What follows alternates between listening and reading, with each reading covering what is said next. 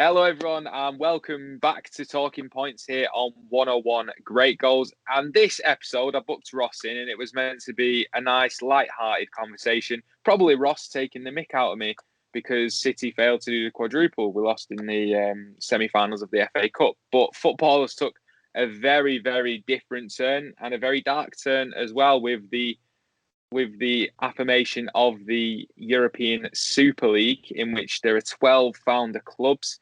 And there's there's the big six from England that are rumoured to be taking part. And basically, football has lost its head. So we've got Ross from Redmen TV. It'd be interesting to get Ross's point of view and also probably my point of view as well, as we are fans of the clubs that are rumoured, well, not rumoured, it's been confirmed now, that will be in this European Super League.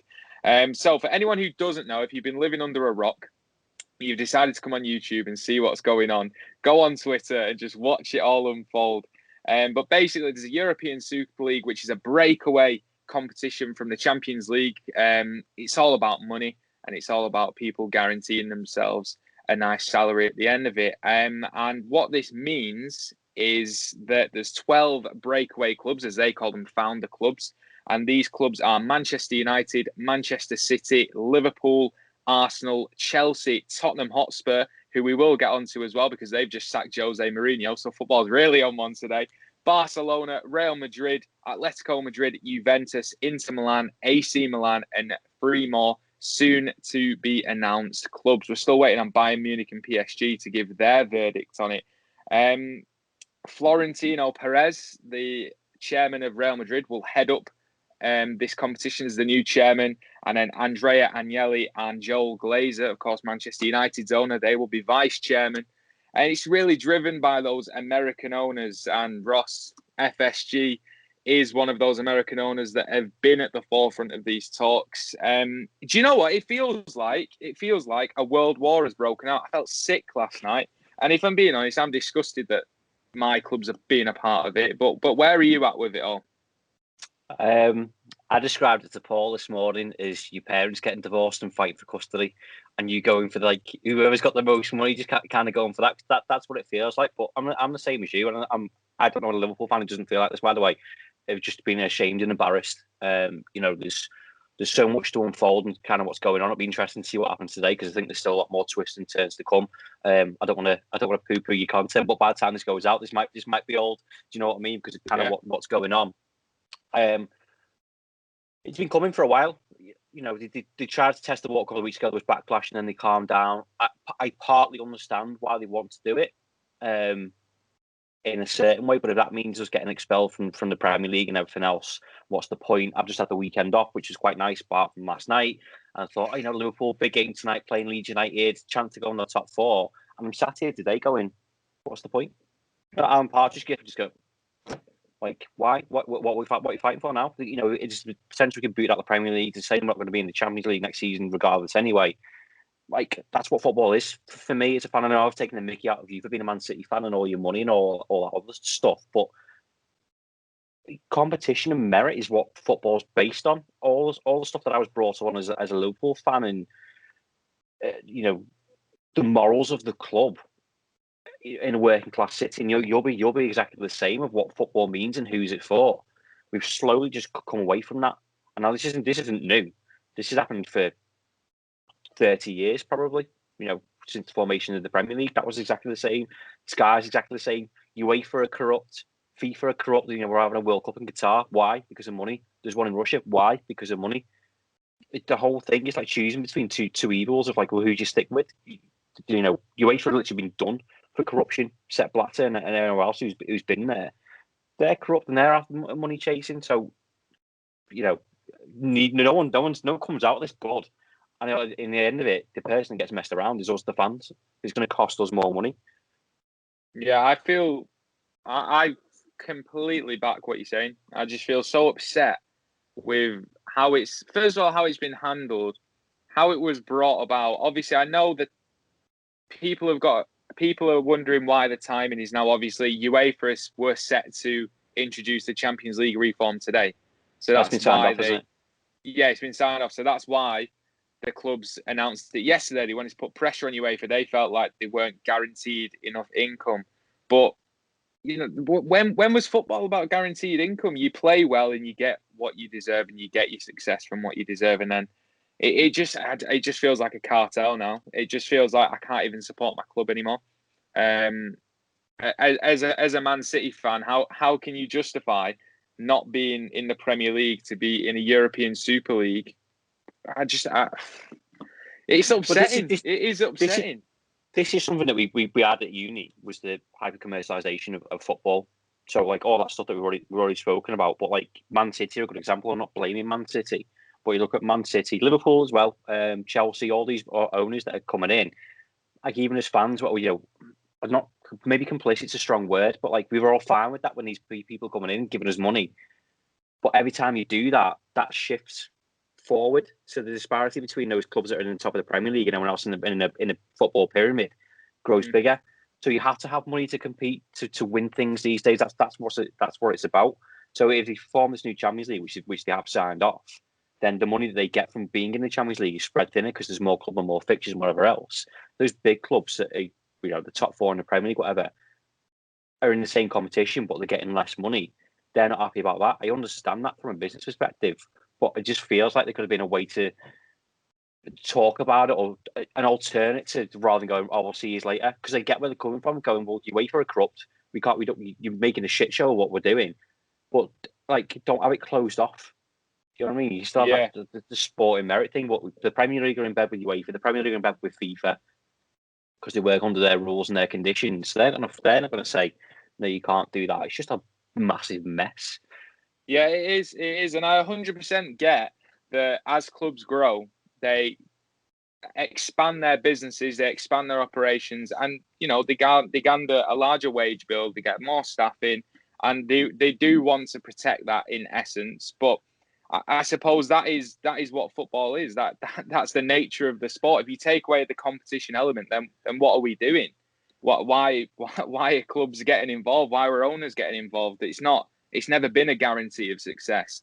And I suppose there's been various reports that some clubs, including I think it was Manchester City and Chelsea, felt like they were backed more into a corner. They were maybe resisting it a bit more than some of the clubs at the forefront. But I know that there's that notion that if Manchester City or Chelsea, I'm only using those two as an example, if they didn't go into these plans and they stayed in the Premier League and they stayed in the Champions League, then they risk getting left behind future down the line, because at the end of the day, TV deals are going to go to this European Super League because they've got the teams and they've got the money and the resources. So I understand that, but I wish that money didn't come into it and my club just had some morals and just, said, I suppose you can't say that though, because then there's loads of people at City that would lose their job as a All right. consequence of that. Relate it back to you. Like, I'm not trying to get you sacked here, but like, say you work for one of the great goals, and another company came along and says, "Well, you guaranteed this money to come and do this." Like, you want to go, "Oh, actually, well, if it secures me financially, then you're going to go and do that." But like, this is what I was talking about before. Like, I was being complicit. Like, where's the moral compass that this is too far? Paying £15 pay per view to watch Fulham versus Burnley was too far. But how much is Sky Sports? How much do they charge? And I fully back what Gary Neville said yesterday, and I feel like it came from a good place. But also, he's I think he said it himself. Like, he's kind of done the same thing with a non-league football club himself. So he's done that, but he works for Sky Sports. So it's interesting that he said it on Sky Sports Watch, but they've got an agenda. So it's bad news for Sky Sports because the TV deals means that all those things that they rely on, the Sky Sports relies on for the big teams that are going in this thing. I don't want to call them Big Six because that's not a thing. But Sky Sports are now shitting themselves. BT will be shitting themselves because they need that income for their job, for their brands, for their advertising, for everything else that they do, because they need the money. So it's just like you just I'd say just watching like just people going, "Oh, I need that money. Oh, I need that money, and I need this," and it's like you bang on. When did it become about that? Many years ago, but it slowly happens, and it's just coming to a breaking point now where It's slowly happened, hasn't it? It's slowly happened, and then bam, it's done now. Like what we all feared was coming has come, and how the fans react to it. I mean, from a Liverpool perspective, Ross, FSG, we're at the forefront of these negotiations. It's the Americanization of the footballing model, isn't it? The MLS, the NFL structure, where teams don't get relegated, the guaranteed income, and at the end of the day, where do Liverpool fans sit on that type of fence? Because I know you said that your own opinion, but what's the opinion Yeah. been of the majority of the fan base? Consensus on, like you're saying it yourself from social and everything else, is everyone's just fuming. Now there's an element where us as fans could go, well, actually our clubs are secure, we can buy the best players, we'll pay the biggest wages. So, but as football fans, you can't have it both ways. There's loads of Liverpool fans and fans of other clubs that for the past 6, 7, 8 weeks have said, we need to buy Mbappe, we need to buy Haaland, we need to do that. But such has become of transfer market and costs that they've gone through the roof. So it's all right saying you want those players, but you have to have this as well. You can't have it both ways. As for the owners, there's loads of like Spirit Shankly and other like fan-driven places that have condemned it. Not happy with the owners, not understood what we're doing. They've got these so many things of you'll never walk alone. Being Because one of that goes against everything seemingly what Liverpool stood for. Bill Shankly, everything. Yeah, as I said before about the working class majority who support the club. What I was told about this club when I was brought up, and then they've got all these like just slogans like this means more. Like I personally never believed in that anyway, and it's like for some reason it seems to annoy a lot of people. Just a slogan like the Old Trafford's not the theatre of my dreams, but I don't want to moan about that. But that was based on the fact that there's a unity, strength. What happened to that? That's another slogan that's kind of thrown out, and it's just marketing bullshit to con people basically that you do mean something. I did not learn anything over the past year. Football, honestly, what's football been like for the past year? Having no fans in the stadium, it's been shit. So not only are they doing this when there's no fans, the product has not been the same for a year. I've feared for my job. You probably feared for your. In fact, you lost yours. Do you know what I mean? So you're watching your pocket. You're watching what you're spending. While these lot have just gone. Well, actually, we can make a shitload more. So it's no difference of like high level corruption in the government. It's exactly the same, except it hurts more because how much money have you invested into Man City in your lifetime, George? On merchandise tickets. It must be thousands, absolute thousands. I mean, we know Henry, who goes home and away to Man City. I'll just bring him up just as the odd example. And people who go home and away, Paul's another one at Redmen, and they've invested so much time and so much money.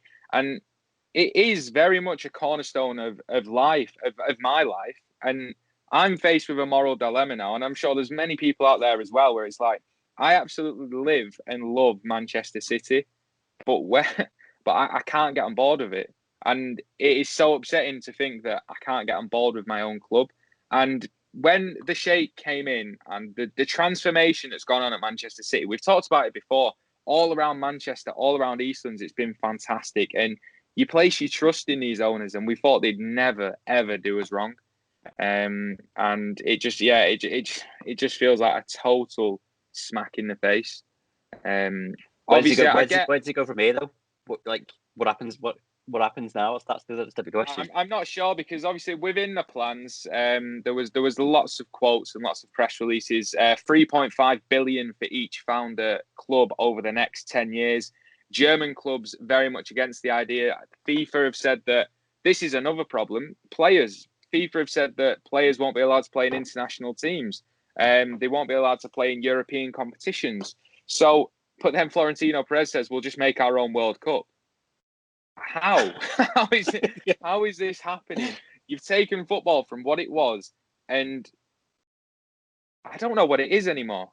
I don't know what it is. I don't know. And how many times will that cycle happen? What's to say in another, 50, 100 years, someone else, more rich people come along and go, well, actually, we're going to start another league, and this is going to happen again, and we're going to be in the same position. It's like, where's the thing? There was, something needs to be brought in, or should have been brought in. I think it's too late now to say that this sort of thing can't happen. But it's been corrupt. It's been corrupt for years. It just, yeah.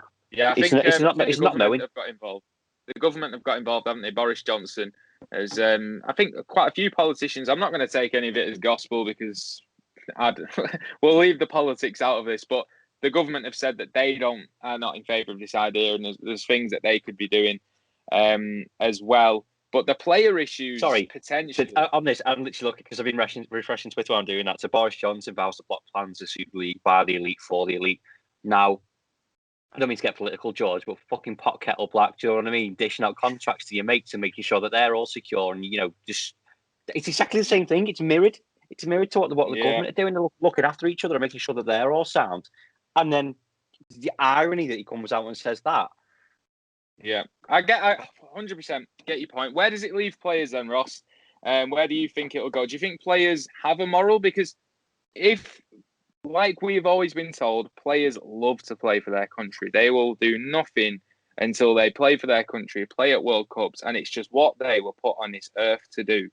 Take that away from them, but the money, you can double your salary by playing in the European Super League. It's going to be interesting, isn't it, to see where players' morals are at. But where do you think players will stand on it? Well, first of all, I thought it was interesting that players and managers weren't consulted about this, of those teams that went in it.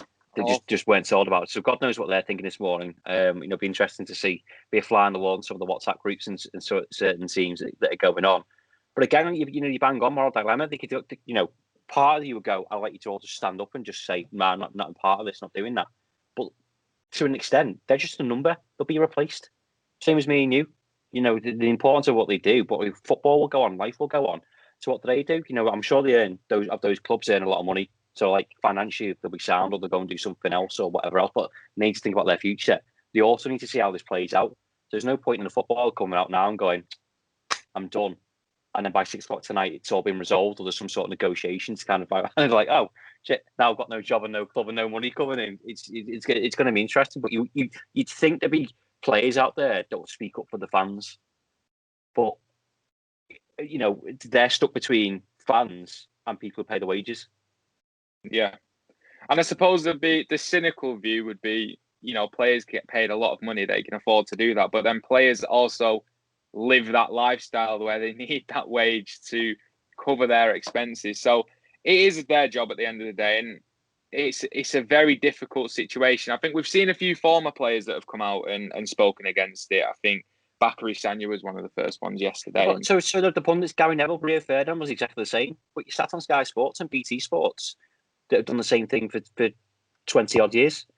Yeah, and I get that. And I get that Gary Neville said what everyone was thinking. But then at the same time, you've got to look at it with Gary Neville is also saying that because, like you said before, Sky are expected to miss out with this deal. So then you have to look at it in that sort of way. A lot of people have been getting in touch with us, so we'll talk through what the fans have been saying, and there's some very, very strong opinions, which is understandable. Cash says, I'm a Manchester United fan and I would have no issue seeing them thrown out. They deserve what they get. Current ownership is rotten to the core. Manchester United is another big club, Ross, that have notoriously not got on with their owners at the best of times. But a lot of fans are saying, deduct them points, throw them out of the league. It's just not acceptable. But at the end of the day, if fans do rebel, it'll still go ahead, surely. Yeah, it'll still go ahead. Because I don't know what it takes to stop this. Like I had an hairdresser this morning, and she was like, "Oh, what would you do?" And I was like, because I was talking to people getting relegated. I was like, "Fine, that's what it takes to show them that they're doing the wrong thing." And fine, it hurts me as a Liverpool fan to say that, but go for it. It's not on the same level that any fan is thinking right now. And even if it gets resolved now, the damage has been done for me. Like, I don't trust the owners of any of those clubs. I partly understand where they're coming from, but players weren't consulted, managers weren't consulted, fans weren't consulted. You have to go through that process and talk to those people to read the room, basically, and find out what's going on. And it's just be like, oh, yeah, Sam, we're just going to go do this. You're all an afterthought. I don't want to be an afterthought. That's not what a fan is. You should be including those people within that. I'm not saying me specifically, but, the broader... Well, we're legacy fans now, Ross. Sorry. And I think they're thinking about the future of fans. So what's the future of fans? Because there'll always be people that will go and pay for it. I can't afford it. You can't afford it. But there'll be people in suits and big business owners that will go and watch football. So when football doesn't become what it is to me and you and what it was when we grew up, it'll be people in suits that are stood there clapping. As Roy Keane said, the prawn sandwich brigade. That's what it'll be. That's what it'll come down to. And as well, as much as it hurts us right now, as much as, it hurts local people right now, the international audience, as much as they could be disgusted at this moment in time, the international audience will probably watch this. And the international audience will probably fuel it as well. Not that that's a bad thing, because football is for everyone. But I do feel like local fans will shunt it more than international fans. And if they get that international fan base, I think it'll still go ahead and they'll still skip merrily down the road to the money pot. Do you think it's not called the European Super League? It's just called the Super League. So what's to say that we can't invite clubs from around the world or go and have games around the world? Not now, but in the future. So there'll be people that go to NFL at Wembley that are more than happy to go and do that, and like, fair play to them if they want to go and do that. But they're also fans of these clubs. So they can be annoyed that Liverpool might go and play Barcelona in Qatar, for example, but they'll come and watch NFL in Wembley. That's what it feels like when you mentioned NFL before. It feels like this is a stepping stone towards that. It feels like this is a stepping stone towards the original, whatever it was called, the Super League that they tried to do a couple of weeks ago. Where they throw everyone out. Like, what's football going to look like in 5 years' time? 100%. And I think as well, clubs leaving the European Club Association is a big, big step. That is a huge step. Look, historically, there's no coming back from that. But if there was a U-turn, do the clubs hold the power? Can UEFA and the Champions League live without these 12 clubs? You'd argue probably not. So if they chose to do a U-turn, then you have to look at UEFA and say, well, they'll get rid of their morals to get what they want as well. Yeah, money. Yeah, and the same for the Premier League and all those other leagues around Europe that have said the same thing. Like, do you want to watch Burnley, Everton, and other clubs in the Champions League? The money won't be there because all the money and the sponsorship and the TV deals will be with the new European Super League. So they won't want it. What are they fighting for? Who's interested in watching that? It's it's something that Jurgen Klopp said for years, and he's been slated for it by other fans when he's talking about the fixture list and what's going on in the amount of football that's being played. Because again, it's been a slow stepping stone towards this. Of why is the Champions League expanded? More money. Why are we doing two-leg we were doing two-leg Carabao Cups. Why are we doing FA Cup replays? Why are we doing all this stuff? The players are suffering as well because the squad needs to be bigger. Mm-hmm. Wages need to go up. You've got to buy more players. You've also got to have we've been saying for this, like playing two teams, play one in a League Cup, play a mix in the FA Cup, and then you play strong teams in Premier League. Then you get criticised for prioritising, but you're also trying to play in the Champions League week in, week out as well. You can't do all of that. Why do all those exist? Carabao Cup just as bad. Having a Carabao Cup draw posted in India, whatever it was. Wasn't one hosted in Morrison's? I'm sure one was hosted in Morrison's. Yeah. I get, and do you know what? That was a laugh at the time. But your model is right, and what you're saying about the monetization of football goes far beyond what it seems like at the start as well. We started at the start of this season. Manchester City, Liverpool didn't get a pre-season this season. Should we give teams a break? Should we actually just get rid of one of the competitions just for a season? Oh, no. We don't care about player welfare.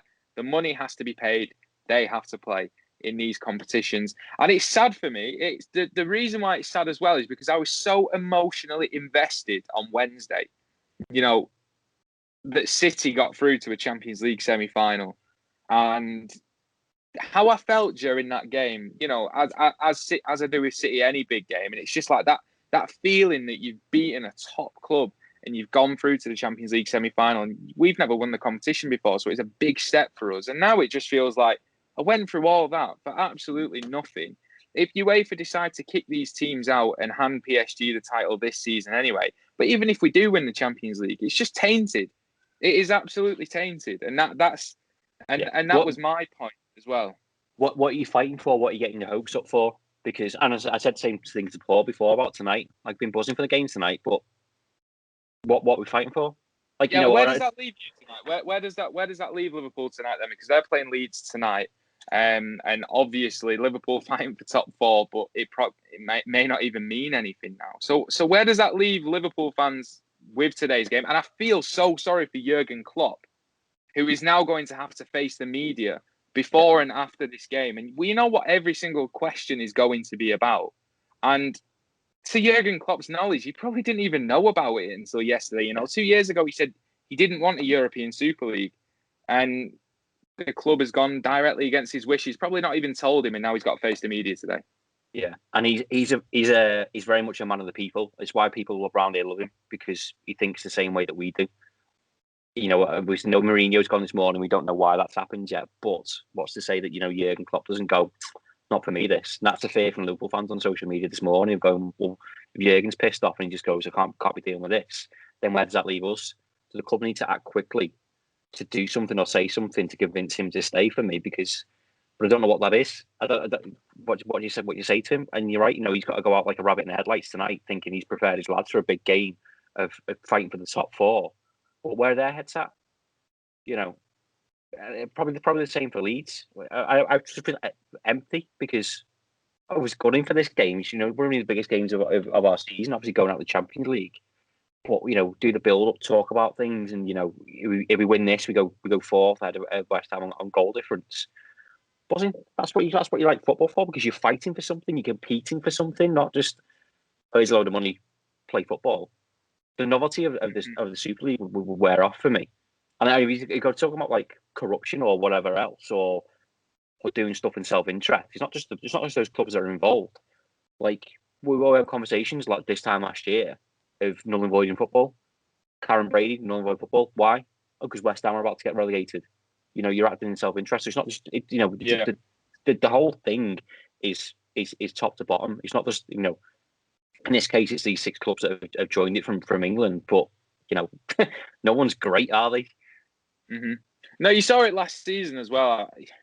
There was teams that didn't vote for the end of, I think it was League Two or the Conference, that said, no, we should null and void the season. I'm sure it was Filed, and then Filed went down. And then it came to this season, and Filed were on the way back up. And they said, no, there's no way we're null and voiding this season. But it was exactly the same parameters. It's just they were in a better position than they were last season. And then more people were dying. Yeah, 100%. And it's just, I can't get my head around it. I think it's the penny has dropped for a lot of people, hasn't it? That football just isn't for the fans anymore, which is such a shame. And you know what? Not only makes our jobs difficult, because I'm very much, and you as well, we're very much in a privileged position where we can talk about football and we can come onto these platforms and we can do our jobs. But it's like Steve says. Steve actually commented on one of our posts saying RIP football. And that's the way that I feel. And we may still have to cover this Super League because you're a Liverpool fan channel and we're in every football channel. But it does feel to me that a little bit of football's died. And it's sort of hard for me to try and be impartial but have these opinions at the same time. And it does feel for me like we've lost the game that we love. I'm not sure how you feel about that, but that's certainly how it feels to me. It's the moral dilemma, isn't it, currently? But it's also because we don't know what's going to happen for the rest of today. Do you know what I mean? So you can't wrap your head around it because something might change. Well, something might change in the next half an hour for all we know, and go, actually, it's all been resolved, it's all fine, or it might take another twist and turn, or by the end of today, we might not be in the fucking Premier League. Do you know what I mean? Yeah. We might not be in the Champions League. That's how dramatic it is. I don't know if my manager is going to be the manager of the Liverpool Football Club, or he's going to be. Do you know what? That's what I know. It's a bit dramatic, but that's how it currently feels. So it's the not knowing. It's the, like I said before, the damage has already been done in the sense of the mistrust of us not being consulted or anything else like that. And you're right. You maybe worried about your future is a bit of a concern, but particularly for us, we're based on Liverpool. Like what happens then? Do we? Like said, people will still follow them, but will the interest for the majority still be there?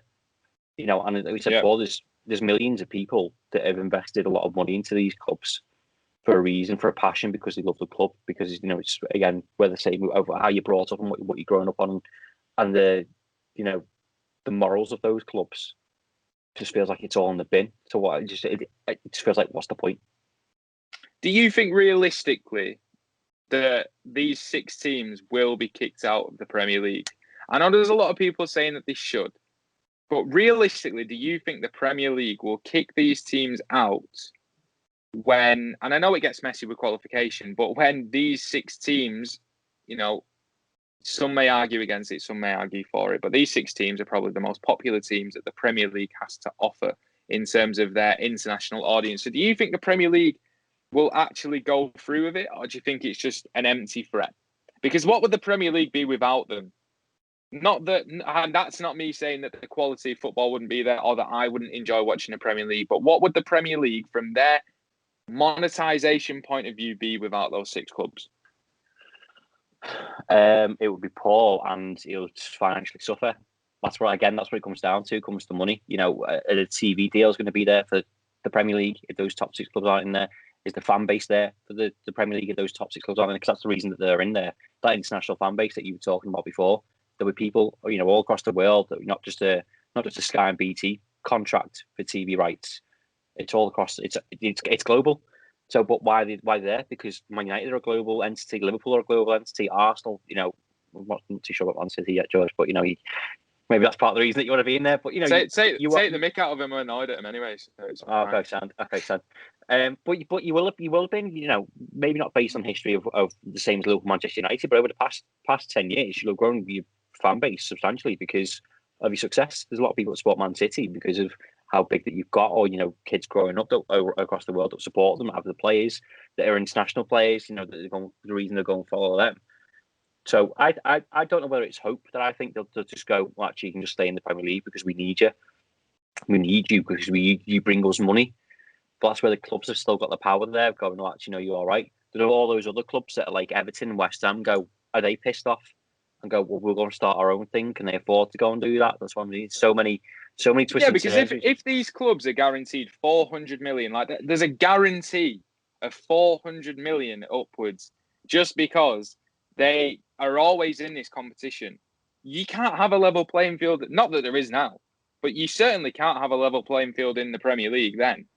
Because how are any of these teams that aren't in the European Super League, how are they even going to compete? And you've got to say that the teams that qualify for the European Super League, the famous five that will just get in because we want to appeal to everyone, they're not going to get the same money as the other teams, the founders, the founding fathers who go in. So how does the Premier League cope then? Do they just bat an eyelid and say, look, come back in, you spend your money, at least you're here, and then it just becomes a 6-team dominated league? How does that even work? We're not even got fair. Which is why PSG, Bayern Munich, and Dortmund don't want to be in it, because PSG is going to they dominate their league anyway. Well, maybe not this season because do you know what I mean? In the prospect in terms of money, they get it all. Bayern Munich, Dortmund, same thing. Shit scared of what Leipzig are doing. You know, they don't want them to catch up. It's just a mess, George. It is, isn't it? it? And also, you're talking about the disparity there between the Premier League clubs. Well, what about the knock-on effect of non-league clubs?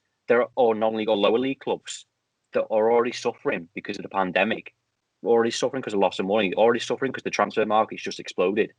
You know, I know it happens with a lot of things anyway. But you know, League Two club wants to buy someone now. They have to weigh up so many things financially where they can kind of afford it, and a lot of that, their main source of revenue will have been tickets, match day revenue. Whereas, could this be the point then for the formed revolution of football? Could this be an opportunity for those lower league teams, non-league teams, to really capitalise on this and to get fans going, maybe not going local again, because me and you very much go local, but is this a chance for lower league teams to actually prosper from this and get fans back on side? Because if the fans are there, then surely the interest will be there. And is that something to consider for those type of teams? Possibly, but again, it's a moral hard choice. How would you say something that you've loved for over 20 years of your life and just go, I'm going to change? It's not as easy as that, is it? Honestly, you can't just go Man City, right? I'll go support Ashton United, which I know you've got an affinity with them anyway. But you're not just going to go. You can't just go. Right, done with Man City now. All that money, all that stuff I spent. You can't do it. You know, I thought about this last night. I was just thinking, like, I think I probably got more in common with those clubs. You know, of grassroots, non-league, whatever else. You know, used to work in non-league like yourself. We're just going like, okay, the football's not the fucking same, but at least you know, ticket prices, a couple of beers. You know, we're all football fans first and foremost, rather than fans of those clubs. You can still enjoy it, but it's not the same as Liverpool. You're not invested 25 years in your life into a club, thousands of pounds, you know, tickets, merchandise, everything else. You know, Ben wrote an article this morning about, you know, the bond that you got with your dad.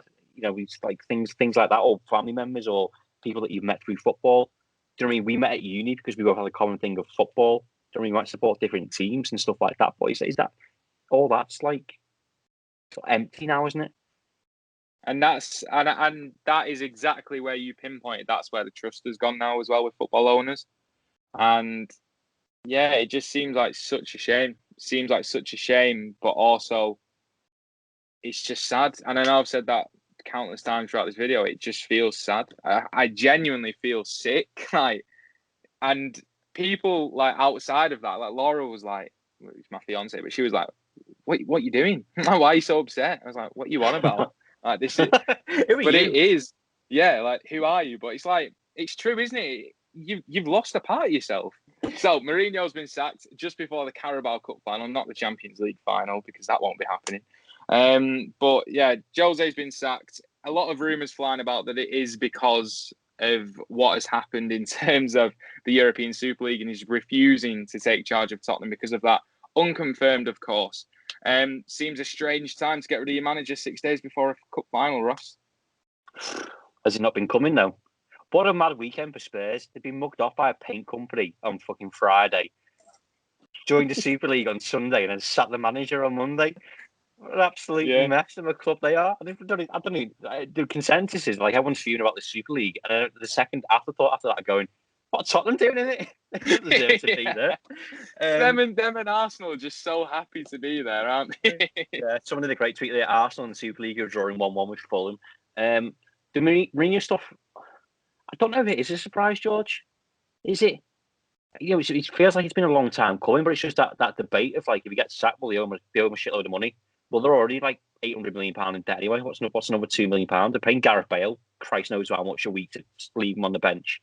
It just feels like he's got to that point where, I don't know if he's lost a player's trust, but he gets to that point when Mourinho got at Man United. And like when he first came back, I was like, oh, actually, he's pretty sound with it. I don't mind him.